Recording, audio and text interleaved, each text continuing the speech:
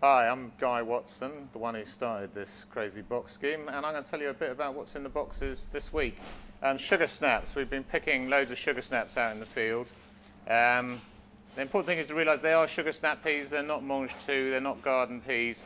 All you need to do is just kind of break the end like that and strip it down, and that'll take the string out. Normally you can try and get both strings out of either side of the pea, and you can take that end off as well if you like, and then that's ready to either steam, boil briefly. I mean, really they only take, well, I don't know, less than 5 minutes, 3 minutes perhaps, or they're really good in stir fries, or you can just eat them raw.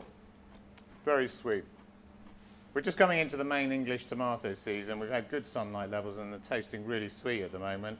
Why don't you try making your own sort of fresh salsa with them? Just chop the tomatoes really fine, add some finely chopped red onion or even these fresh onions, and a green herb, coriander or Italian flat leaf parsley maybe. Squeeze a lemon, vinegar, and a bit of sugar, salt and pepper, and there you go, olive oil if you like. Mix the whole lot up, eat it with tortilla chips or just crisps, or they're great on top of like a courgette fritter. Easiest thing to make in the world and really, really good. The bunch carrots, the carrots are tasting fantastic. It's been such a dry summer, it seems to be intensifying the flavour, so they're just great raw. Don't bother peeling them, just chuck them in the sink, break the tops off, chuck them in the sink, soak them for a few minutes, and then lightly brush off the mud.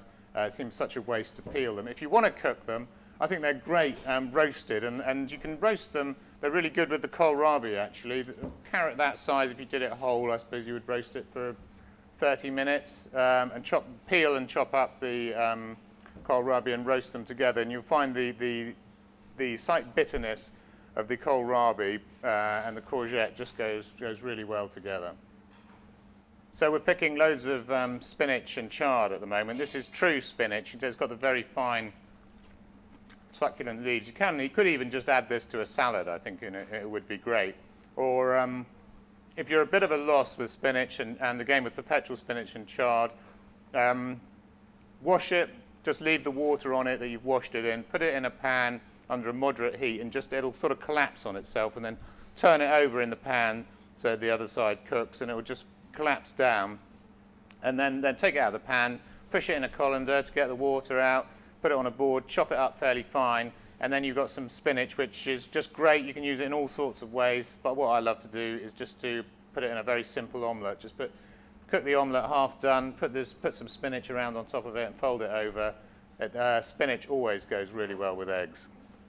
Harvesting these small cabbages. Now this is, we call it a hispi cabbage, and we're often putting 2 in the box because they're, with it being so dry, they've just stopped growing actually, so they're very small, but they are unbelievably sweet. They just taste fantastic at the moment.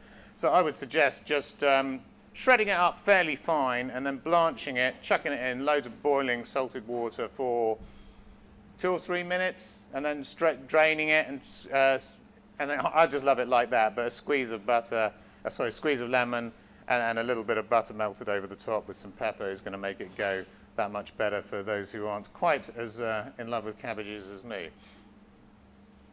God, I'm going to say everything's tasting fantastic, but it is.